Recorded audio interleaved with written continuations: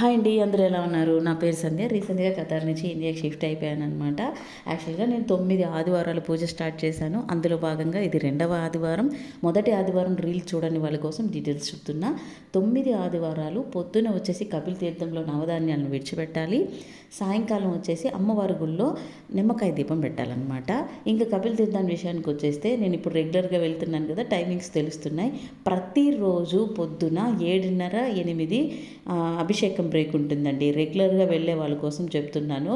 ఎందుకంటే మళ్ళీ half an hour అక్కడ మనము వెయిట్ చేయాల్సి వస్తుంది. నాకు మొదటి వారం అయితే కరెక్ట్గా 8 గంటలకు పోవడం వల్ల దర్శనం అయిపోయింది. రెండవ వారం కొంచెం లేట్ అయిందనమాట. సో ఇంకా ముందర వచ్చేసి ఆంజనేయ స్వామి గుడి ఉంది కదా, అక్కడ కూడా మీరు 7:30 లోపల వెళ్తేనే మీకు దర్శనం అవుతుంది. లేదంటే అక్కడైతే 10 పైన పోతేనే మీకు దర్శనం అవుతుంది అనమాట.